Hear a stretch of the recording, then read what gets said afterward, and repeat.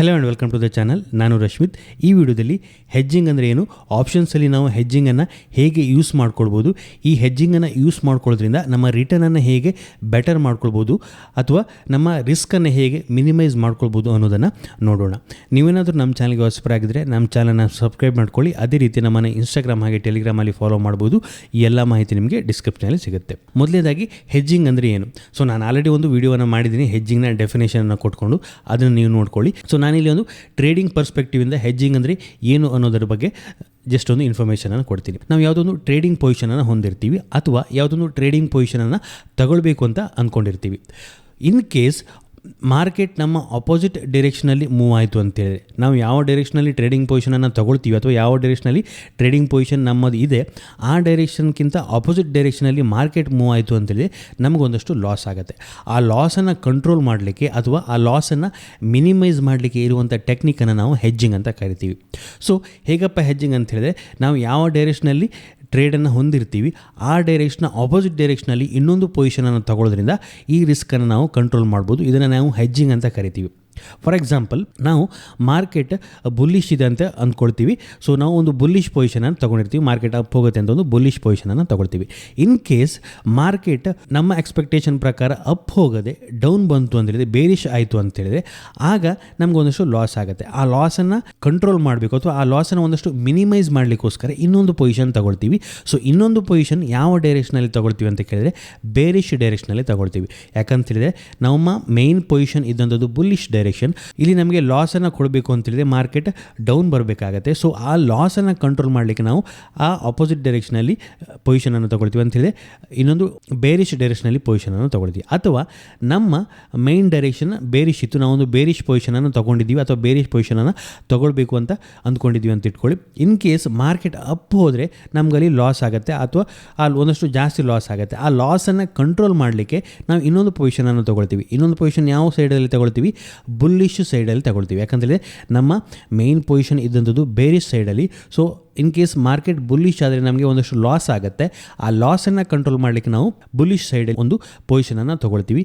ಹೀಗೆ ಒಂದು ಪೊಸಿಷನನ್ನು ಎಕ್ಸ್ಟ್ರಾ ಪೊಸಿಷನನ್ನು ತಗೊಳ್ಳೋದ್ರಿಂದ ನಮ್ಮ ಲಾಸ್ ಒಂದಷ್ಟು ಕಂಟ್ರೋಲ್ ಆಗುತ್ತೆ. ನಾವು ಲಾಸನ್ನು ಕಂಟ್ರೋಲ್ ಮಾಡ್ಕೊಳ್ಬೋದು, ಲಾಸನ್ನು ಮಿನಿಮೈಸ್ ಮಾಡ್ಕೊಳ್ಬೋದು. ಬಟ್ ಈ ಲಾಸನ್ನು ಕಂಟ್ರೋಲ್ ಮಾಡಲಿಕ್ಕೆ ನಾವು ಒಂದಷ್ಟು ಅಮೌಂಟನ್ನು ಪೇ ಮಾಡಬೇಕಾಗತ್ತೆ. ಆ ರೀಸನಿಂದ ನಮ್ಮ ರಿಟರ್ನ್ ಸ್ವಲ್ಪ ಕಡಿಮೆ ಆಗುತ್ತೆ. ಹಾಗಿದ್ರೆ ನಾವು ಆಪ್ಷನ್ಸಲ್ಲಿ ಹೆಜ್ಜಿಂಗನ್ನು ಹೇಗೆ ಯೂಸ್ ಮಾಡ್ಕೊಳ್ಬೋದು, ಹೆಜ್ಜಿಂಗನ್ನು ಯೂಸ್ ಮಾಡ್ಕೊಂಡು ಹೇಗೆ ರಿಸ್ಕನ್ನು ಕಂಟ್ರೋಲ್ ಮಾಡ್ಬೋದು ಅನ್ನೋದನ್ನು ನೋಡೋಣ. ನಾನು ಮೇಯ್ನಾಗಿ ಇಲ್ಲಿ ಆಪ್ಷನ್ಸ್ ಮೇಲೆ ಫೋಕಸ್ ಮಾಡ್ತೀನಿ. ನೀವು ಫ್ಯೂಚರ್ ಜೊತೆನೂ ಹೆಜ್ಜಿಂಗನ್ನು ಯೂಸ್ ಮಾಡ್ಕೊಳ್ಬೋದು, ಬಟ್ ನಾನು ಮೇಯ್ನಾಗಿ ಆಪ್ಷನ್ಸ್ ಮೇಲೆ ಫೋಕಸ್ ಮಾಡ್ತೀನಿ. ಸೊ ಆಪ್ಷನ್ಸಲ್ಲಿ ಹೇಗೆ ಹೆಜ್ಜಿಂಗನ್ನು ಯೂಸ್ ಮಾಡ್ಕೊಳ್ಬೋದು ಅಂತ, ಆಪ್ಷನ್ಸಲ್ಲಿ ನಾವು ಎರಡು ರೀತಿಯಲ್ಲಿ ಹೆಜ್ಜಿಂಗನ್ನು ಯೂಸ್ ಮಾಡ್ಕೊಳ್ಬೋದು ಅಥವಾ ಎರಡು ಪರ್ಪಸ್ಗೋಸ್ಕರ ಹೆಜ್ಜಿಂಗನ್ನು ಯೂಸ್ ಮಾಡ್ಕೊಳ್ಬೋದು. ಒಂದು ನಮ್ಮ ರಿಸ್ಕನ್ನು ಕಂಟ್ರೋಲ್ ಮಾಡಲಿಕ್ಕೆ, ಇನ್ನೊಂದು ಮಾರ್ಜಿನ್ ಬೆನಿಫಿಟನ್ನು ಪಡೀಲಿಕ್ಕೆ ನಾವು ಈ ಹೆಜ್ಜಿಂಗನ್ನು ಯೂಸ್ ಮಾಡ್ಕೊಳ್ಬೋದು. ಸೆಬಿಯ ಮಾರ್ಜಿನ್ ರೂಲ್ಸಿಂದ ನಾವು ಹೆಜ್ಜ್ ಮಾಡಿಕೊಂಡಾಗ ಆ ಪೊಸಿಷನ್ಗೆ ಬೇಕಾಗುವಂಥ ಮಾರ್ಜಿನ್ ಕಡಿಮೆ ಆಗುತ್ತೆ. ಅಲ್ಲಿ ನಾವು ಈ ಮಾರ್ಜಿನ ಬೆನಿಫಿಟನ್ನು ಪಡೀಲಿಕ್ಕೋಸ್ಕರ ಕೂಡ ಹೆಜ್ಜಿಂಗನ್ನು ಯೂಸ್ ಮಾಡ್ಕೊಳ್ಬೋದು. ಈ ಎರಡು ಮೆಥಡನ್ನು ನಾವು ಯಾವ ರೀತಿ ಯೂಸ್ ಮಾಡ್ಕೊಳ್ಬೋದು ಅನ್ನೋದನ್ನು ನೋಡೋಣ, ಒಂದು ಎಕ್ಸಾಂಪಲ್ ಮುಖಾಂತರ ನೋಡೋಣ. ಸೊ ನಾನಿಲ್ಲಿ ಸ್ಟ್ರಾಟಜಿ ಬಿಲ್ಡರ್ಗೆ ಬರ್ತೀನಿ. ನಾನು ಆಗಲೇ ಹೇಳಿದಾಗೆ ನಾನು ಆಪ್ಷನ್ಸ್ ಮೇಲೆ ಫೋಕಸ್ ಮಾಡ್ತೀನಿ ಅಂತ ಇಟ್ಕೊಳ್ಳಿ. ಸೊ ಕರೆಂಟ್ಲಿ ನಿಫ್ಟಿಯ ಸ್ಪಾಟ್ ಪ್ರೈಸ್ 18,480 ಇದೆ ಅಂತ ಇಟ್ಕೊಳ್ಳಿ.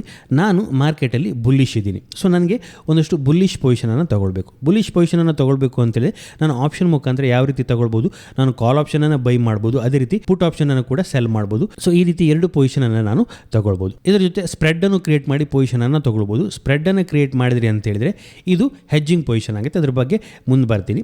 ಸೊ ನಾನೀಗ ಬುಲ್ಲಿಶ್ ಇದ್ದೀನಿ, ಮಾರ್ಕೆಟ್ 18,480 ಇದೆ. ಸೊ ನಾನೇನು ಮಾಡ್ತೀನಿ, ಒಂದು ಆಪ್ಷನನ್ನು ಸೆಲ್ ಮಾಡಿಕೊಂಡು ಬುಲ್ಲಿಶ್ ಪೊಸಿಷನನ್ನು ಕ್ರಿಯೇಟ್ ಮಾಡ್ತೀನಿ ಅಂತ ಇಟ್ಕೊಳ್ಳಿ. ಸೊ ನಾನೇನು ಮಾಡ್ತೀನಿ, ಇಲ್ಲಿ ಎಕ್ಸ್ಪೈರಿಯನ್ನು ಸೆಲೆಕ್ಟ್ ಮಾಡ್ತೀನಿ. Next expiry 1 December. ಸೊ 18,400 ಸ್ಟ್ರೈಕನ್ನು ಸೆಲೆಕ್ಟ್ ಮಾಡ್ತೀನಿ. ಹಾಗೆ ಪುಟ್ ಆಪ್ಷನನ್ನು ಸೆಲೆಕ್ಟ್ ಮಾಡ್ತೀನಿ. ಪುಟ್ ಆಪ್ಷನನ್ನು ನಾನು ಇಲ್ಲಿ ಸೆಲ್ ಮಾಡ್ತೀನಿ. ನಾನು ಬುಲ್ಲಿಶ್ ಇದ್ದೀನಿ, ಸೊ ಹಾಗಾಗಿ ನಾನು ಪುಟ್ ಆಪ್ಷನನ್ನು ಸೆಲ್ ಮಾಡಬೇಕು. ನಾನು ಆಪ್ಷನ್ ಸೆಲ್ಲಿಂಗನ್ನು ಮಾಡ್ಕೊಂಡು ಇಲ್ಲಿ ಪೊಸಿಷನನ್ನು ಕ್ರಿಯೇಟ್ ಮಾಡ್ತೀನಿ ಅಂತ ಇಟ್ಕೊಳ್ಳಿ. ಸೊ ನಾನು ಪೊಸಿಷನನ್ನು ಆ್ಯಡ್ ಮಾಡ್ತೀನಿ. ಸೊ ನಾನು ಒಂದು ಲಾಟನ್ನು ಇಲ್ಲಿ ಸೆಲ್ ಮಾಡ್ತೀನಿ, 18,400 ಸೆಲ್ ಮಾಡ್ತೀನಿ. ಸೊ ಯಾವ ಸ್ಟ್ರೈಕನ್ನು ಸೆಲ್ ಮಾಡಬೇಕು ಅದು ನಿಮ್ಮ ಸ್ಟ್ರಾಟಜಿಗೆ ಅನುಗುಣವಾಗಿ ನೀವು ಮಾಡ್ಕೊಳ್ಬೋದು. 18,400 ಮಾಡ್ಕೊಳ್ಬೋದು, 18,300 ಈ ರೀತಿ, ಅಥವಾ 18,500 ಮಾಡ್ಕೊಳ್ಬೋದು. ಡಿಪೆಂಡಿಂಗ್ ಆನ್ ದಿ ನಿಮ್ಮ ಸ್ಟ್ರಾಟಜಿ. ನೀವು ATM ಅನ್ನು ಮಾಡ್ಕೊಳ್ಬೋದು, OTM ಅನ್ನು ಮಾಡ್ಕೊಳ್ತಾ ಹೋಗ್ಬೋದು. ಸೊ ನೀವು OTMಗೆ ಹೋಗ್ತಾ ಹೋದಾಗೆ ನಿಮ್ಮ ಪ್ರೊಬ್ಯಾಬಿಲಿಟಿ ಆಫ್ ವಿನ್ ಜಾಸ್ತಿ ಆಗ್ತಾ ಹೋಗುತ್ತೆ, ಹಾಗೆ ನಿಮ್ಮ ಪ್ರಾಫಿಟ್ ಕೂಡ ಕಡಿಮೆ ಆಗ್ತಾ ಹೋಗುತ್ತೆ. ನಾನು 18,400 ನನ್ನ ಪ್ರೊಬ್ಯಾಬಿಲಿಟಿ ಆಫ್ ವಿನ್ 67% ತೋರಿಸ್ತಾ ಇದೆ. ನನ್ನ ಮ್ಯಾಕ್ಸಿಮಮ್ ಪ್ರಾಫಿಟ್ ಇಲ್ಲಿ 3,000 ತೋರಿಸ್ತಾ ಇದೆ. ಸೊ ನಾನಿನ್ನು OTM ಹೋಗ್ತೀನಿ ಅಂತ ಇಟ್ಕೊಳ್ಳಿ, 18,000ಗೆ ಹೋಗ್ತೀನಿ. ಇಲ್ಲಿ ನೀವು ನೋಡ್ಬೋದು ಪ್ರೊಬ್ಯಾಬಿಲಿಟಿ ಆಫ್ ಪ್ರಾಫಿಟ್ 93 ಬರುತ್ತೆ, ಬಟ್ ನನ್ನ ಮ್ಯಾಕ್ಸಿಮಮ್ ಪ್ರಾಫಿಟ್ 500 ರೂಪೀಸ್ ಬರುತ್ತೆ. ಯಾಕೆ ಕೇಳಿದರೆ ಕರೆಂಟ್ಲಿ ಮಾರ್ಕೆಟ್ 18,400 ಸೊ ನೆಕ್ಸ್ಟ್ 1 ವೀಕಲ್ಲಿ 18,000ಗೆ ಬರೋದಿಲ್ಲ ಅಂತ ನಾನು ಪುಟ್ ಆಪ್ಷನನ್ನು ಸೆಲ್ ಮಾಡ್ತಾಯಿದ್ದೀನಿ. ಸೊ ಹಾಗಾಗಿ 18,000ಗೆ ಬರುವಂಥ ಚಾನ್ಸಸ್ ಕಡಿಮೆ ಆಗುತ್ತೆ, ಯಾಕಂದರೆ ಇನ್ನೂ ತುಂಬ ದೂರ ಇದೆ. ಸೊ ಹಾಗಾಗಿ ಪ್ರಾಫಿಟ್ ಕೂಡ ಕಡಿಮೆ ಆಗುತ್ತೆ.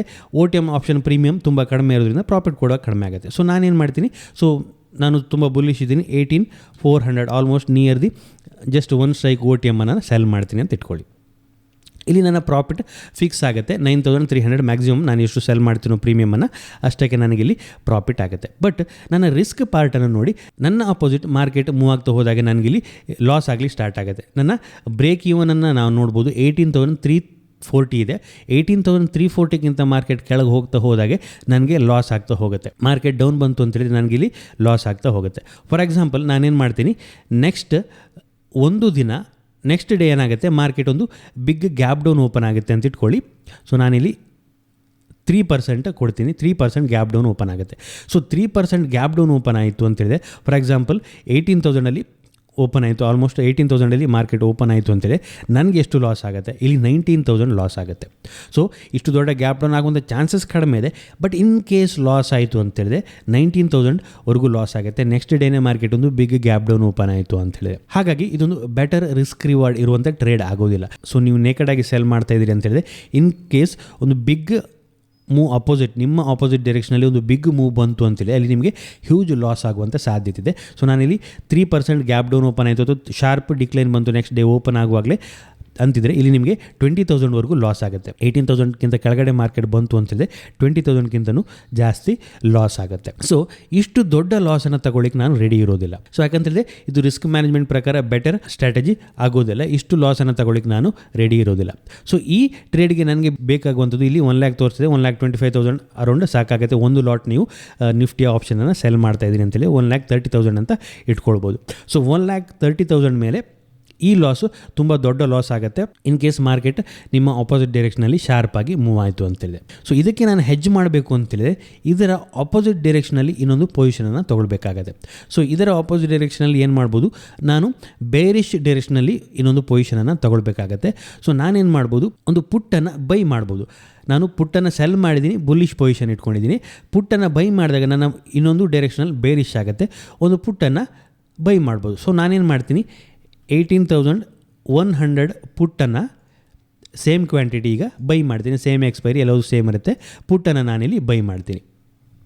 ಸೊ ಆ ಪುಟ್ಟನ್ನು ಬೈ ಮಾಡಲಿಕ್ಕೆ ನಾನು 15 ರೂಪೀಸನ್ನು ಪೇ ಮಾಡ್ತೀನಿ, 61 ರೂಪೀಸನ್ನು ಸೆಲ್ ಮಾಡಿ ಕಲೆಕ್ಟ್ ಮಾಡ್ತೀನಿ. ಅದೇ ರೀತಿ ಪುಟ್ಟನ್ನು ಬೈ ಮಾಡ್ತೀನಿ, ಪ್ರೊಟೆಕ್ಟ್ ಮಾಡಲಿಕ್ಕೋಸ್ಕರ 15 ರೂಪೀಸನ್ನು ಪೇ ಮಾಡ್ತೀನಿ.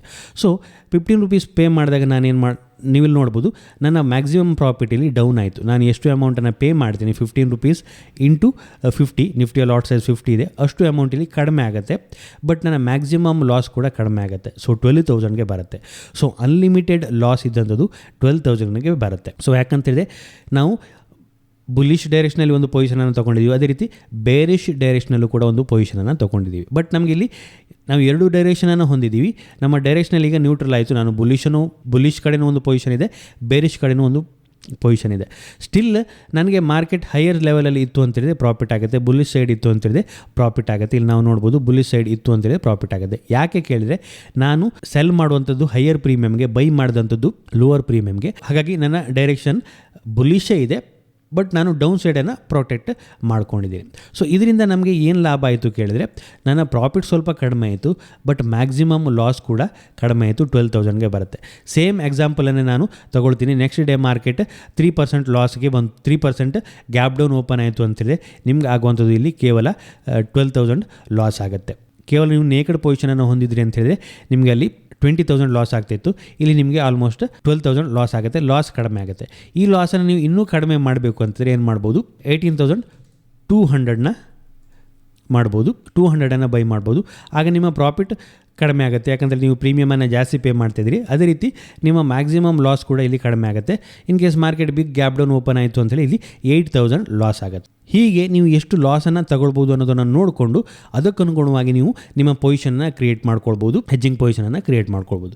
ಇನ್ನೊಂದು ಅಡ್ವಾಂಟೇಜ್ ಇಲ್ಲಿ ನೀವು ನೋಡೋದಾದರೆ ಎಸ್ಟಿಮೇಟೆಡ್ ಮಾರ್ಜಿನ್. ಇಲ್ಲಿ ನಿಮಗೆ 30,000 ಬೇಕಾಗುತ್ತೆ. ಈ ಹಿಂದೆ ನಿಮ್ಗೆ ಇಲ್ಲಿ ಏನು ಬೇಕಾಗ್ತಿತ್ತು, 1,20,000ವರೆಗೂ ಬೇಕಾಗ್ತಿತ್ತು ಕೇವಲ ನೀವು ನೇಕೆಡ್ ಪೊಸಿಷನನ್ನು ಮಾಡ್ತೀರಿ ಅಂತಾದರೆ. ಇಲ್ಲಿ ನಿಮಗೆ ಕೇವಲ 30,000 ಸಾಕಾಗುತ್ತೆ. ನಿಮ್ಮ ಹತ್ರ 1,20,000 ಇತ್ತು ಅಂತೇಳಿ ನೀವು ಈಸಿಯಾಗಿ 2 ಲಾಟನ್ನಂತೂ ಈಸಿಯಾಗಿ ಮಾಡ್ಬೋದು. ನೀವು ನಿಮ್ಮ ರಿಸ್ಕನ್ನು ಗಮನದಲ್ಲಿ ಇಟ್ಕೊಂಡು 2 ಲಾಟನ್ನು ಈಸಿಯಾಗಿ ಟ್ರೇಡನ್ನು ಮಾಡ್ಬೋದು. ನಿಮ್ಮ ರಿಸ್ಕು ಕಡಿಮೆ ಆಗುತ್ತೆ, ನೀವು ಕ್ವಾಂಟಿಟಿಯನ್ನು ಇನ್ಕ್ರೀಸ್ ಮಾಡ್ಬೋದು, ಹಾಗೆ ಅದಕ್ಕನುಗುಣವಾಗಿ ನೀವು ಪ್ರಾಫಿಟನ್ನು ಕೂಡ ಜಾಸ್ತಿ ಮಾಡ್ಬೋದು. ಇದು ನಾನು ಬುಲ್ಲಿಶ್ ಇದ್ದಾಗ ಒಂದು ಪೊಸಿಷನನ್ನು ತಗೊಂಡು ಎಕ್ಸ್ಪ್ಲೈನ್ ಮಾಡಿದೆ. ಇನ್ ಕೇಸ್ ನಾನು ಬೇರಿಶ್ ಇದ್ದೀನಿ ಅಂತ ಇಟ್ಕೊಳ್ಳಿ. ಸೊ 18,400 ನಾನು ಬೇರಿಶ್ ಇದ್ದೀನಿ, ನಾನೇನು ಮಾಡ್ತೀನಿ 18,500ನ ಕಾಲ್ ಆಪ್ಷನನ್ನು ಸೆಲ್ ಮಾಡ್ತೀನಿ. ಯಾಕಂತ ಹೇಳಿ ನಾನು ಬೇರಿಶ್ ಇದ್ದೀನಿ. ಸೊ ಮಾರ್ಕೆಟ್ ಡೌನ್ ಬರುತ್ತೆ ಅಂತ ಬೇರಿಶ್ ಇದ್ದೀನಿ, ನಾನು ಕಾಲ್ ಆಪ್ಷನನ್ನು ಸೆಲ್ ಮಾಡ್ತೀನಿ. ಇಲ್ಲಿ ಏನಾಗುತ್ತೆ, ನೇಕೆಡ್ ಕಾಲನ್ನು ಸೆಲ್ ಮಾಡಿದಾಗ ಸೊ ಒಂದು ಲೆವೆಲ್ಗಿಂತ ಮಾರ್ಕೆಟ್ ನನ್ನ ಅಪೋಸಿಟ್ ಡೈರೆಕ್ಷನಲ್ಲಿ ಹೋಯಿತು ಅಂತೇಳಿ ನನಗೆ ಲಾಸ್ ಆಗುತ್ತೆ. ಇಲ್ಲಿ 18,600 ಝೋನ್ಗಿಂತ ಮೇಲೆ ಮಾರ್ಕೆಟ್ ಹೋಯಿತು ಅಂತೇಳಿ ನನಗೆ ಲಾಸ್ ಆಗಲಿಕ್ಕೆ ಸ್ಟಾರ್ಟ್ ಆಗುತ್ತೆ. ಲಾಸ್ ಅನ್ಲಿಮಿಟೆಡ್ ಇರುತ್ತೆ. ಮಾರ್ಕೆಟ್ ಮೇಲೆ ಹೋಗ್ತಾ ಹೋದಾಗೆ ನನ್ನ ಲಾಸ್ ಜಾಸ್ತಿ ಆಗ್ತಾ ಹೋಗುತ್ತೆ, ನನ್ನ ಪ್ರಾಫಿಟಲ್ಲಿ ಲಿಮಿಟೆಡ್ ಆಗಿದೆ. ಸೊ ಇದಕ್ಕೆ ನಾನೇನು ಮಾಡ್ಬೋದು, ಇನ್ನೊಂದು ಬುಲ್ಲಿಶ್ ಪೊಸಿಷನನ್ನು ತೊಗೊಳ್ಬೋದು. 18,500 ಕಾಲನ್ನು ಸೆಲ್ ಮಾಡಿದ್ದೀನಿ. ಇನ್ನೊಂದು ಬುಲ್ಲಿಶ್ ಪೊಸಿಷನ್ ಅಂತ ಹೇಳಿದೆ 18,700ನ ಕಾಲನ್ನು ನಾನು ಬೈ ಮಾಡ್ತೀನಿ.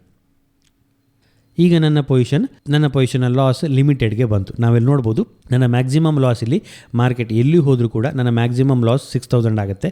ಹಾಗೆ ನನ್ನ ಮ್ಯಾಕ್ಸಿಮಮ್ ಪ್ರಾಫಿಟ್ ಕೂಡ ಕಡಿಮೆ ಆಗುತ್ತೆ. ಸೊ 18,700 ಝೋನ್ಗಿಂತ ಮಾರ್ಕೆಟ್ ಮೇಲೆ ಹೋಯಿತು ಅಂತೇಳಿದೆ, ಎಕ್ಸ್ಪೈರಿ ಡೇ ದಿನ ನನಗಿಲ್ಲಿ ಆಗುವಂಥದ್ದು 6,000 ಲಾಸ್. ಸೊ ನನ್ನ ಅನ್ಲಿಮಿಟೆಡ್ ಲಾಸನ್ನು ನಾನು ಪ್ರೊಟೆಕ್ಟ್ ಮಾಡ್ತೀನಿ, ಒಂದಷ್ಟು ಪ್ರಾಫಿಟನ್ನು ಕೂಡ ನಾನು ಸ್ಯಾಕ್ರಿಫೈಸ್ ಮಾಡ್ತೀನಿ. ಟ್ರೇಡಿಂಗಲ್ಲಿ ಮೇನ್ ಇರುವಂಥದ್ದು ನೀವು ಎಷ್ಟು ಅಮೌಂಟನ್ನು ಕಳ್ಕೊಳ್ತೀರಿ ಅಂತ ನಿಮ್ಗೆ ಗೊತ್ತಿದ್ರೆ ನೀವು ರಿಸ್ಕನ್ನು ಮ್ಯಾನೇಜ್ ಮಾಡಲಿಕ್ಕಾಗತ್ತೆ. ನೀವು ಎಷ್ಟು ಅಮೌಂಟನ್ನು ಕಳ್ಕೊಳ್ತೀರಿ ಅಂತ ಮೊದಲೇ ಡಿಸೈಡ್ ಮಾಡಬೇಕಾಗತ್ತೆ. ಮ್ಯಾಕ್ಸಿಮಮ್ ಇದಕ್ಕಿಂತ ಜಾಸ್ತಿ ನಾನು ಕಳ್ಕೊಳ್ಳಲ್ಲ ಅಂತ ನೀವು ಮೊದಲು ಫಿಕ್ಸ್ ಆದರೆ ಅದಕ್ಕನುಗುಣವಾಗಿ ನೀವು ಟ್ರೇಡಿಂಗ್ ಸ್ಟ್ರಾಟಜಿಯನ್ನು ಡಿಸೈನ್ ಮಾಡಿಕೊಂಡು ಪ್ರಾಫಿಟನ್ನು ಮಾಡ್ಬೋದು. ಸೊ ಇಲ್ಲಿ ನನ್ನ ಮ್ಯಾಕ್ಸಿಮಮ್ ಲಾಸ್ ಈಗ ಫಿಕ್ಸ್ ಆಯಿತು. So next day market 2.5% gap ಅಪ್ಪಲ್ಲಿ ಓಪನ್ ಆದರೂ ಕೂಡ ನನ್ನ ಮ್ಯಾಕ್ಸಿಮಮ್ ಲಾಸ್ ಇರುವಂಥದ್ದು 5,000 to 6,000 ರೂಪೀಸ್ವರೆಗೂ ಆಗುತ್ತೆ. ಅದಕ್ಕಿಂತ ಜಾಸ್ತಿ ನನಗೆ ಲಾಸ್ ಆಗೋದಿಲ್ಲ ಇನ್ ಕೇಸ್ ತುಂಬ ಚೇಂಜಸ್ ಆಗಿ next day big gap up open ಆಯಿತು ಅಂತ ಹೇಳಿದ್ರೆ. ಸೊ ಈ ರೀತಿ ಅನ್ಎಕ್ಸ್ಪೆಕ್ಟೆಡ್ ಮೂವಿಂದ ನಮ್ಮ ಲಾಸನ್ನು ಕಂಟ್ರೋಲ್ ಮಾಡಲಿಕ್ಕೆ ನಾವು ಈ ರೀತಿ ಹೆಜ್ಜಿಂಗನ್ನು ಯೂಸ್ ಮಾಡ್ಕೊಳ್ಬೋದು. ಸೊ ನಮ್ಮ ಒಂದು ಪೊಸಿಷನ್ಗೆ ಇನ್ನೊಂದು ಅಪೋಸಿಟ್ ಪೊಸಿಷನನ್ನು ತಗೊಂಡು ನಾವು ಹೆಜ್ಜಿಂಗನ್ನು ಕ್ರಿಯೇಟ್ ಮಾಡ್ಕೊಳ್ಬೋದು. ಇದು ಆಪ್ಷನ್ ಸೆಲ್ಗೆ ಆಯಿತು. ಸೊ ನಾನೆರಡು ಕೊಟ್ಟ ಎಕ್ಸಾಂಪಲ್ ಆಪ್ಷನ್ ಸೆಲ್ಗೆ. ಇದು ಕ್ರೆಡಿಟ್ ಸ್ಪ್ರೆಡ್ ಅಂತ ಕರಿತೀವಿ ನಾವು ಇಲ್ಲಿ. ಇದು ಆಪ್ಷನ್ ಸೆಲ್ಲಿಂಗ್ ರೀತಿ ವರ್ಕ್ ಆಗುತ್ತೆ. ಇದನ್ನು ನಾವು ಬೇರ್ ಕಾಲ್ ಸ್ಪ್ರೆಡ್ ಅಂತ ಕರಿತೀವಿ. ಒಂದು ಕಾಲನ್ನು ಸೆಲ್ ಮಾಡ್ತೀವಿ, ನೆಕ್ಸ್ಟ್ ಒಂದು ಕಾಲನ್ನು ಬೈ ಮಾಡಿಕೊಂಡು ಪೊಸಿಷನನ್ನು ಕ್ರಿಯೇಟ್ ಮಾಡುವಂಥದ್ದು ಇದು ಬೇರ್ ಕಾಲ್ ಸ್ಪ್ರೆಡ್. ಅದೇ ರೀತಿ ನಾನು ಮೊದಲು ಎಕ್ಸ್ಪ್ಲೈನ್ ಮಾಡಿರುವಂಥದ್ದು ಬುಲ್ ಪುಟ್ ಸ್ಪ್ರೆಡ್. ಪುಟ್ಟನ್ನು ಯೂಸ್ ಮಾಡ್ಕೊಂಡು ನಾನು ಬುಲ್ಲಿಶ್ ಪೊಸಿಷನನ್ನು ತೊಗೊಂಡಿರುವಂಥದ್ದು, ಅದು ಕೂಡ ಕ್ರೆಡಿಟ್ ಸ್ಪ್ರೆಡ್ ಆಗುತ್ತೆ. ಇದು ಆಪ್ಷನ್ ಸೆಲ್ಲಿಂಗ್ ರೀತಿಯಲ್ಲಿ ವರ್ಕ್ ಆಗುತ್ತೆ. ಈ ಕ್ರೆಡಿಟ್ ಸ್ಪ್ರೆಡ್ ಏನಿದೆ ಆಪ್ಷನ್ ಸೆಲ್ಲಿಂಗ್ ರೀತಿಯಲ್ಲಿ ವರ್ಕ್ ಆಗುತ್ತೆ. ನಾನು ಆಲ್ರೆಡಿ ನನ್ನ ಫ್ಯೂಚರ್ ಆ್ಯಂಡ್ ಆಪ್ಷನ್ ಕೋರ್ಸ್ನ ವಿಡಿಯೋ ಸೀರೀಸಲ್ಲಿ ಕ್ಲೀನಾಗಿ ಎಕ್ಸ್ಪ್ಲೈನ್ ಮಾಡಿದ್ದೀನಿ. ಈ ಬುಲ್ ಕಾಲ್ ಸ್ಪ್ರೆಡ್, ಅದೇ ರೀತಿ ಬುಲ್ ಪುಟ್ ಸ್ಪ್ರೆಡ್, ಬೇರ್ ಕಾಲ್ ಸ್ಪ್ರೆಡ್ಗಳನ್ನು ಎಕ್ಸ್ಪ್ಲೈನ್ ಮಾಡಿದ್ದೀನಿ. ಅದನ್ನು ನೋಡ್ಕೊಂಡು ನಿಮಗೆ ಗೊತ್ತಾಗುತ್ತೆ. ಸೊ ಇದೆರಡು ಆಪ್ಷನ್ ಸೆಲ್ಲಿಂಗ್ ರೀತಿಯಲ್ಲಿ ವರ್ಕ್ ಆಗುತ್ತೆ. ಕ್ರೆಡಿಟ್ ಸ್ಪ್ರೆಡ್ಗಳು ಮೇಯ್ನ್ ಹೆಲ್ಪ್ಫುಲ್ ಇರುವಂಥದ್ದು. ಆಪ್ಷನ್ ಸೆಲ್ಲಿಂಗನ್ನು ಮಾಡುವಾಗ ನಾವು ಈ ರೀತಿ ಸ್ಪ್ರೆಡನ್ನು ಕ್ರಿಯೇಟ್ ಮಾಡಿದಾಗ ನಮ್ಮ ರಿಸ್ಕನ್ನು ಈಸಿಯಾಗಿ ನಾವು ಕಂಟ್ರೋಲ್ ಮಾಡಲಿಕ್ಕಾಗತ್ತೆ. Unexpected move, sharp gap up ಅಥವಾ ಗ್ಯಾಪ್ ಡೌನಿಂದ ಬಚಾವಾಗಲಿಕ್ಕೆ ಈ ರೀತಿ ಸ್ಪ್ರೆಡನ್ನು ಯೂಸ್ ಮಾಡ್ಕೊಳ್ಬೋದು. ಕ್ರೆಡಿಟ್ ಸ್ಪ್ರೆಡನ್ನು ನಾವು ಟ್ರೇಡ್ ಮಾಡ್ಕೊಳ್ಬೋದು ರಿಸ್ಕನ್ನು ಮ್ಯಾನೇಜ್ ಮಾಡಲಿಕ್ಕೆ. ಸೊ ಇದು ಒಂದು ವಿಧಾನ ಆಯಿತು. ಹಾಗೆ ನಾನು ಆಗಲೇ ಹೇಳಿದಾಗೆ ಇದನ್ನು ಮಾರ್ಜಿನ್ ಬೆನಿಫಿಟ್ಗೆ ನಾವು ಹೆಜ್ಜಿಂಗನ್ನು ಹೇಗೆ ಯೂಸ್ ಮಾಡ್ಕೊಳ್ಳೋದು ಅನ್ನೋದನ್ನು ನೋಡೋಣ. ಇಂಟ್ರಾಡೇ ಟ್ರೇಡ್ಗೋಸ್ಕರ ಮಾತ್ರ. ಫಾರ್ ಎಕ್ಸಾಂಪಲ್ ನಾನು ಮಾರ್ಕೆಟಲ್ಲಿ ಬುಲಿಶ್ ಇದ್ದೀನಿ, ನಾನು 18,400 ಪುಟ್ ಆಪ್ಷನನ್ನು ಸೆಲ್ ಮಾಡ್ತೀನಿ ಇಂಟ್ರಾಡೇಗೆ. ಇಲ್ಲಿ ನಮಗೆ ಬಿಗ್ ಗ್ಯಾಪ್ ಅಪ್ ಅಥವಾ ಗ್ಯಾಪ್ ಡೌನ್ನ ತೊಂದರೆ ಇರೋದಿಲ್ಲ. ಯಾಕಂದರೆ ನಾವು ಮಾರ್ಕೆಟ್ ಓಪನ್ ಆದ ನಂತರ ಸೆಲ್ಲನ್ನು ಮಾಡುವಂಥದ್ದು, ಮಾರ್ಕೆಟ್ ಕ್ಲೋಸ್ ಆಗಲಿಕ್ಕಿಂತ ಮುಂಚೆ ನಾವು ಪೊಸಿಷನಿಂದ ಹೊರಗೆ ಬರ್ತೀವಿ. ಹಾಗಾಗಿ ಗ್ಯಾಪ್ ಅಪ್ನ ತೊಂದರೆ ಇರೋದಿಲ್ಲ. ಸೊ ಇಲ್ಲಿ ನಾವು ಮಾರ್ಜಿನ್ ಬೆನಿಫಿಟ್ಗೋಸ್ಕರ ಈ ಹೆಜ್ಜಿಂಗನ್ನು ಯೂಸ್ ಮಾಡ್ಕೊಳ್ಬೋದು. ತುಂಬ OTM ಆಪ್ಷನನ್ನು ಬೈ ಮಾಡೋದ್ರ ಮೂಲಕ. ಇಲ್ಲಿ ನಾನು ಬುಲ್ಲಿಶ್ ಇದ್ದೀನಿ, 18,400 ಪುಟ್ಟನ್ನು ಸೆಲ್ ಮಾಡಿದ್ದೀನಿ ಅಂತ ಇಟ್ಕೊಳ್ಳಿ. ಸೊ ನನಗೆ 400 ಪುಟ್ಟನ್ನು ಸೆಲ್ ಮಾಡಲಿಕ್ಕೆ ಇಲ್ಲಿ 1 lakh ಮಾರ್ಜಿನ್ ತೋರಿಸ್ತಾ ಇದೆ. ಇಷ್ಟನ್ನು ಕೊಡಲಿಕ್ಕೆ ನನಗೆ ಇಷ್ಟ ಇಲ್ಲ. ಇನ್ನು ನಾನು ಇದರಿಂದ ಬೆಟರ್ ಯೂಸ್ ಹೇಗೆ ಮಾಡ್ಕೊಳ್ಬೋದು ಅಂತ ನಾವು ನೋಡಿದರೆ ತುಂಬ OTM option, for example 1000 point 800 point ಇರುವಂಥ OTM ಆಪ್ಷನನ್ನು ಬೈ ಮಾಡ್ಬೋದು. 18,400 ನಾನು ಸೆಲ್ ಮಾಡಿದ್ದೀನಿ, 18,400 ಪುಟ್ಟನ್ನು ಸೆಲ್ ಮಾಡಿದ್ದೀನಿ. ಈಗ ನಾನೇನು ಮಾಡ್ತೀನಿ, 17,600 ಪುಟ್ಟನ್ನು ಬೈ ಮಾಡ್ತೀನಿ. ತುಂಬ OTM ಆಗುತ್ತೆ. ಜಸ್ಟ್ 4 ರೂಪೀಸ್ ಕೊಟ್ಟು ತುಂಬ OTM 800 ಪಾಯಿಂಟ್ OTM ಪುಟ್ಟನ್ನು ಬೈ ಮಾಡ್ತೀನಿ. ಸೊ ಇಲ್ಲಿ ನನ್ನ ಪೊಸಿಷನ್ ಹೆಜ್ ಆಗುತ್ತೆ. ಮ್ಯಾಕ್ಸಿಮಮ್ ಲಾಸ್ ಇಲ್ಲಿ 37,000ಗೆ ಬರುತ್ತೆ. ಬಟ್ ಇದು ನಾನು ಕ್ರಿಯೇಟ್ ಮಾಡುವಂಥದ್ದು ಕೇವಲ ಇಂಟ್ರಾಡೇಗೆ.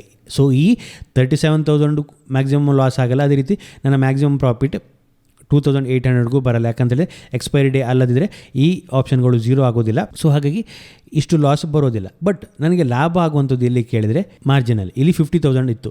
ಸೊ ಈ ಹಿಂದೆ ಕೇವಲ ನೇಕೆಡ್ ಪೊಸಿಷನ್ ಇದ್ದಾಗ ನನಗೆ 1 lakh ಮಾರ್ಜಿನ್ ಬೇಕಾಗ್ತಿತ್ತು. ಬಟ್ ಈಗ ನನಗೆ ಇಲ್ಲಿ 50,000 ಮಾರ್ಜಿನ್ ಸಾಕಾಗುತ್ತೆ.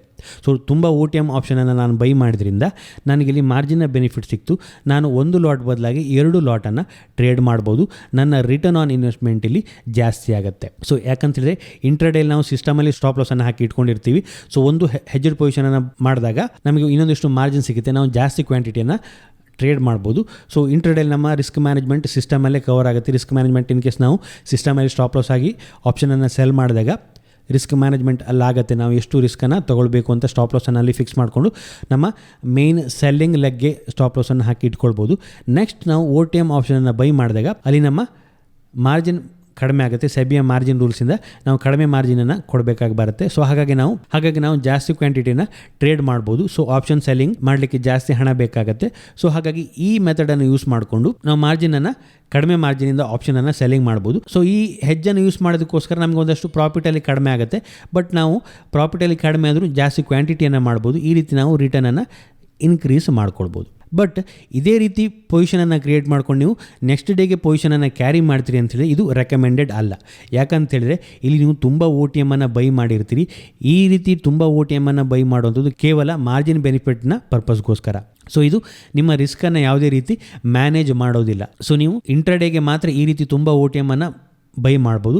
ಇನ್ ಕೇಸ್ ನೆಕ್ಸ್ಟ್ ಡೇಗೆ ಕ್ಯಾರಿ ಮಾಡಬೇಕು ಅಂತಿದ್ರೆ ನೀವು ಸ್ವಲ್ಪ ಕ್ಲೋಸ್ ಇರುವಂಥ ಪೊಸಿಷನನ್ನು ನೋಡಿಕೊಂಡು ಸ್ಪ್ರೆಡನ್ನು ಕ್ರಿಯೇಟ್ ಮಾಡಿ, ಕ್ರೆಡಿಟ್ ಸ್ಪ್ರೆಡನ್ನು ಕ್ರಿಯೇಟ್ ಮಾಡಿಕೊಂಡು ನಿಮ್ಮ ರಿಸ್ಕ್ಗೆ ಅನುಗುಣವಾಗಿ ಸ್ಪ್ರೆಡನ್ನು ಕ್ರಿಯೇಟ್ ಮಾಡೋದು ಬೆಟರ್ ಆಗುತ್ತೆ. ಈ ರೀತಿ ತುಂಬ OTM ಹೋದಾಗ ನಿಮ್ಮ ರಿಸ್ಕಲ್ಲಿ ಮ್ಯಾನೇಜ್ ಆಗೋದಿಲ್ಲ. In case big gap down open ಆಯಿತು ಅಂತೇಳಿ 3% ಗ್ಯಾಪ್ ಡೌನ್ ಓಪನ್ ಆಯಿತು, 4% gap up gap down open ಆಯಿತು ಅಂತೇಳಿ ನಿಮಗೆ ಬಿಗ್ ಲಾಸೇ ಆಗುತ್ತೆ. ನಿಮ್ಮ ಹೆಜ್ಜಿಂಗ್ ಯಾವುದೇ ಬೆನಿಫಿಟ್ಗೂ ಬರೋದಿಲ್ಲ. ಇದು ಕೇವಲ ಜಸ್ಟ್ ಮಾರ್ಜಿನ್ ಬೆನಿಫಿಟ್ಗೋಸ್ಕರ ಮಾತ್ರ. ರಿಸ್ಕ್ ಮ್ಯಾನೇಜ್ ಮಾಡಬೇಕು ಅಂತೇಳಿದ್ರೆ ನೀವು ಇನ್ನು ನಿಯರ್ ಹೋಗಬೇಕಾಗತ್ತೆ. ಯಾವುದನ್ನು ಸೆಲ್ ಮಾಡಿದರೆ ಅದರ ನಿಯರೆಸ್ಟನ್ನು ಬೈ ಮಾಡಬೇಕಾಗತ್ತೆ. ಆಗ ಮಾತ್ರ ನಿಮಗಲ್ಲಿ ರಿಸ್ಕ್ ಮ್ಯಾನೇಜ್ ಮಾಡಲಿಕ್ಕೆ ಸಾಧ್ಯ. ಸೊ ಈ ರೀತಿ ತುಂಬ OTM ನೀವು ಕೇವಲ ಇಂಟ್ರಾಡೇಗೆ ಯೂಸ್ ಮಾಡ್ಕೊಳ್ಬೋದು. ಸೊ ನೆಕ್ಸ್ಟ್ ಡೇಗೆ ಕ್ಯಾರಿ ಮಾಡ್ತೀರಿ ಅಂತೇಳಿ ನೀವು ಸ್ಪ್ರೆಡ್ ಸ್ಟ್ರಾಟಜಿಯನ್ನು ಯೂಸ್ ಮಾಡಿಕೊಂಡು ಇನ್ನೂ ಸ್ವಲ್ಪ ಹತ್ತಿರದ ಪೊಸಿಷನ್ನ ನಿಮ್ಮ ರಿಸ್ಕ್ಗೆ ಅನುಗುಣವಾಗಿ ಬೈ ಮಾಡಿಕೊಂಡು ಟ್ರೇಡಿಂಗ್ ಪೊಸಿಷನನ್ನು ಕ್ರಿಯೇಟ್ ಮಾಡ್ಕೊಳ್ಬೋದು. ಸೊ ನಾನು ರೆಕಮೆಂಡ್ ಮಾಡ್ತಿರುವಂಥದ್ದು ಇನ್ ಕೇಸ್ ನೀವು ಆಪ್ಷನ್ ಸೆಲ್ಲಿಂಗನ್ನು ನೆಕ್ಸ್ಟ್ ಡೇಗೆ ಕ್ಯಾರಿ ಮಾಡ್ತೀರಿ ಅಂತೇಳಿ ಒಂದು ಹೆಜ್ಜ್ ಮುಖಾಂತರ ಹೋಗೋದು ಬೆಟರ್ ಆಗುತ್ತೆ. ಕ್ರೆಡಿಟ್ ಸ್ಪ್ರೆಡನ್ನು ಕ್ರಿಯೇಟ್ ಮಾಡಿಕೊಂಡು ನೆಕ್ಸ್ಟ್ ಡೇಗೆ ಆಪ್ಷನನ್ನು ಕ್ಯಾರಿ ಮಾಡೋದು ಬೆಟರ್ ಆಗುತ್ತೆ. ಹಾಗಿದ್ರೆ ಇದನ್ನು ಯಾವ ರೀತಿ ನಾವು ಟ್ರೇಡಿಂಗಲ್ಲಿ ಇಂಪ್ಲಿಮೆಂಟ್ ಮಾಡೋದು ಅನ್ನೋದನ್ನು ನೋಡೋದಾದರೆ, ಸೊ ನಾನು ಝೀರೋದಾದ ಬಾಸ್ಕೆಟ್ ಆರ್ಡರ್ಗೆ ಬಂದಿದ್ದೀನಿ. ಇಲ್ಲೊಂದು ಬಾಸ್ಕೆಟನ್ನು ಕ್ರಿಯೇಟ್ ಮಾಡ್ತೀನಿ. ಇಲ್ಲಿ ನಾನೇನು ಮಾಡ್ತೀನಿ, 18,400ನ ಪುಟ್ಟನ್ನು ಈಗ ಸೆಲ್ ಮಾಡ್ತೀನಿ. ಇಂಟ್ರಾಡೇ ಮಾಡ್ತೀನಿ ಅಂತ ಇಟ್ಕೊಳ್ಳಿ. ಇಂಟ್ರಾಡೇಗೆ ಮಾರ್ಕೆಟ್ ಪ್ರೈಸಲ್ಲಿ ಸೆಲ್ ಮಾಡ್ತೀನಿ. ಇದು ಜಸ್ಟ್ 1 ಆರ್ಡರ್ ಆಯಿತು. ಇಲ್ಲಿ ನನಗೆ ರಿಕ್ವೈರ್ಡ್ ಮಾರ್ಜಿನ್ 99,000 ತೋರಿಸ್ತಾ ಇದೆ. ಸೊ ನಾನೇನು ಮಾಡ್ತೀನಿ, 17,600ನ ಪುಟ್ಟನ್ನು ಕೂಡ ಬೈ ಮಾಡ್ತೀನಿ. ಇಂಟ್ರಾಡೇಗೆ ಮಾರ್ಕೆಟ್ ಪ್ರೈಸಲ್ಲಿ ಪುಟ್ಟನ್ನು ಬೈ ಮಾಡ್ತೀನಿ. ಸೊ ಇಲ್ಲಿ ನಾವು ನೋಡ್ಬೋದು ನಮ್ಮ ಮಾರ್ಜಿನ್ 52,000 ಬರುತ್ತೆ. ಬಟ್ ಇಲ್ಲಿ ಇನ್ನೂ ರಿಕ್ವೈರ್ಡ್ ಮಾರ್ಜಿನ್ 99 ತೋರಿಸ್ತಾ ಇದೆ. ಅದು ಯಾಕೆ ಕೇಳಿದರೆ, ಸೊ ನನ್ನ ಪೊಸಿಷನ್ ಇಲ್ಲಿ ನೋಡ್ಬೋದು. ಫಸ್ಟ್ ನನ್ನ ಪೊಸಿಷನ್ ಸೆಲ್ ಇದೆ, ನೆಕ್ಸ್ಟ್ ಬೈ ಇದೆ. ಸೊ ಅದಕ್ಕೆ ನಾವೇನು ಮಾಡಬೇಕು, ನಮ್ಮ ಹೆಜ್ಜೆಡ್ ಪೊಸಿಷನನ್ನು ಫಸ್ಟಿಗೆ ಶಿಫ್ಟ್ ಮಾಡಬೇಕು. ಇಲ್ಲಿ ನೀವು ನೋಡಿ, ಈಗ ನನ್ನ ರಿಕ್ವೈರ್ಡ್ ಮಾರ್ಜಿನ್ ಕಡಿಮೆ ಆಯಿತು. ಸೊ ಈ ರೀತಿ ನಾವು ಆರ್ಡರನ್ನು ಪ್ಲೇಸ್ ಮಾಡಬೇಕಾಗುತ್ತೆ. ನಾವೊಂದು ಹೆಜ್ಜೆಡ್ ಪೊಸಿಷನನ್ನು ಕ್ರಿಯೇಟ್ ಮಾಡ್ತಾಯಿದ್ದೀವಿ, ಸ್ಪ್ರೆಡನ್ನು ಕ್ರಿಯೇಟ್ ಮಾಡ್ತಾಯಿದ್ದೀವಿ ಅಂತ ಹೇಳಿದೆ. ಫಸ್ಟ್ ನಾವು ನಮ್ಮ ಬೈ ಲೆಗನ್ನು ಆರ್ಡರನ್ನು ಪ್ಲೇಸ್ ಮಾಡಬೇಕಾಗತ್ತೆ. ನೀವು ಬಾಸ್ಕೆಟ್ ಆರ್ಡರ್ಗೆ ಬಂದು ಪ್ಲೇಸ್ ಮಾಡ್ಬೋದು. ಈ ರೀತಿ ಪೊಸಿಷನನ್ನು ಕ್ರಿಯೇಟ್ ಮಾಡ್ಕೊಳ್ಬೋದು. ಇಲ್ಲಿ ನಿಮಗೆ ಪೊಸಿಷನನ್ನು ಶಿಫ್ಟ್ ಮಾಡುವಂಥ ಆಪ್ಷನ್ ಸಿಗುತ್ತೆ. ಸೊ ಫಸ್ಟ್ ಯಾವಾಗಲೂ ನಮ್ಮ ಬೈ ಆರ್ಡರ್ ಇರಬೇಕಾಗುತ್ತೆ.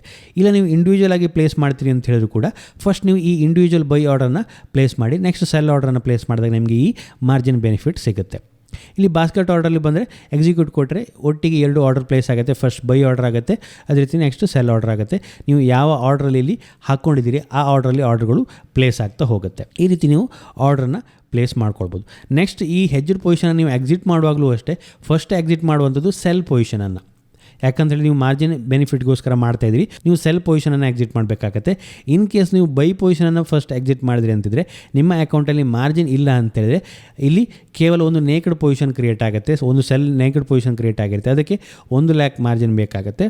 ಅದು ನಿಮ್ಮ ಅಕೌಂಟಲ್ಲಿ ಇಲ್ಲ ಅಂತೇಳಿ ಅದು ಪ್ರಾಬ್ಲಮ್ ಆಗುತ್ತೆ. ಹಾಗಾಗಿ ನೀವು ಫಸ್ಟ್ ಸೆಲ್ ಪೊಸಿಷನನ್ನು ಎಕ್ಸಿಟ್ ಮಾಡಬೇಕು, ನೆಕ್ಸ್ಟ್ ಬೈ ಪೊಸಿಷನ್. ಟ್ರೇಡ್ಗೆ ಎಂಟರ್ ಆಗುವಾಗ ಫಸ್ಟ್ ಬೈಯನ್ನು ಎಕ್ಸಿಕ್ಯೂಟ್ ಮಾಡಬೇಕು, ನೆಕ್ಸ್ಟ್ ಸೆಲ್ಲನ್ನು ಎಕ್ಸಿಟ್ ಆಗುವಾಗ ಫಸ್ಟ್ ಸೆಲ್ಲನ್ನು ಎಕ್ಸಿಟ್ ಆಗಬೇಕು, ನೆಕ್ಸ್ಟ್ ಬೈಯನ್ನು ಎಕ್ಸಿಟ್ ಆಗಬೇಕಾಗತ್ತೆ. ಈ ರೀತಿ ಮಾಡೋದ್ರಿಂದ ನೀವು ಮಾರ್ಜಿನ್ ಬೆನಿಫಿಟನ್ನು ಯೂಸ್ ಮಾಡ್ಕೊಂಡು ಇಂಟರ್ಡೇಲಿ ಆಪ್ಷನ್ ಸೆಲ್ಲಿಂಗನ್ನು ಮಾಡ್ಬೋದು, ನಿಮ್ಮ ರಿಟರ್ನನ್ನು ಬೆಟರ್ ಆಗಿ ಪಡಿಬೋದು. ಇದಿಷ್ಟು ಈ ವಿಡಿಯೋದಲ್ಲಿ. ನಿಮಗೆ ಏನಾದರೂ ಈ ವಿಡಿಯೋ ಇಷ್ಟ ಆಯಿತು ಅಂದರೆ ಲೈಕ್ ಮಾಡಿ, ನಿಮ್ಮ ಸಜೆಷನ್ಸನ್ನು ಕಮೆಂಟ್ ಮಾಡಿ. ಇನ್ನು ಹೆಚ್ಚಿನ ವಿಡಿಯೋಗಳಿಗಾಗಿ ನಮ್ಮ ಯೂಟ್ಯೂಬ್ ಚಾನಲ್ ಸಬ್ಸ್ಕ್ರೈಬ್ ಮಾಡ್ಕೊಳ್ಳಿ. Thank you.